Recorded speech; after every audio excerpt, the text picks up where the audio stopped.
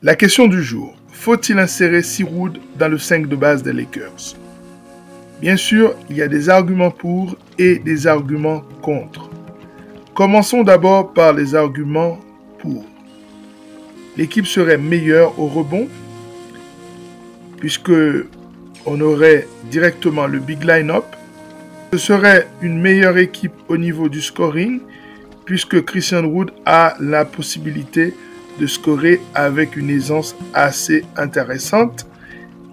AD serait sur le poste 4 et cela le préserverait contre les bigs les plus forts et il serait beaucoup plus intéressant en deuxième lame, en contreur off the ball.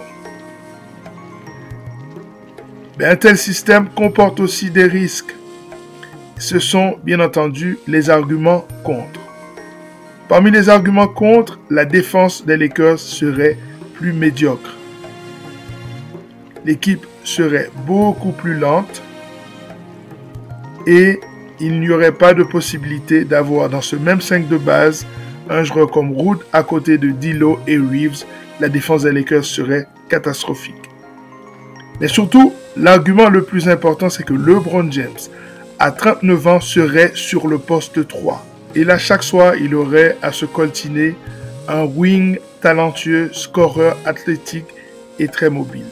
On sait que la ligue est une ligue remplie de joueurs de talent sur le poste 3. Ça veut dire que LeBron s'épuiserait très facilement. Quelle serait donc la solution pour les Lakers? La solution serait que dès que LeBron irait sur le banc, Wood rentrerait et apporterait directement ce big line-up aux Lakers. Mais cela voudrait dire que les Lakers ne pourraient pas avoir sur le terrain en même temps D'Lo et Reeves. Dès lors, ils opteraient pour un 5 avec des joueurs comme Cam Reddish ou alors Jared Vanderbilt, sans oublier Taurean Prince. Comme on vient de le voir, ce système a ses avantages et ses inconvénients.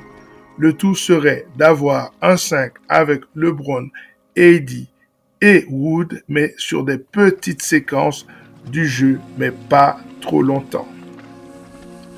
Et surtout face à des équipes où le poste 3 est moins mobile que d'habitude.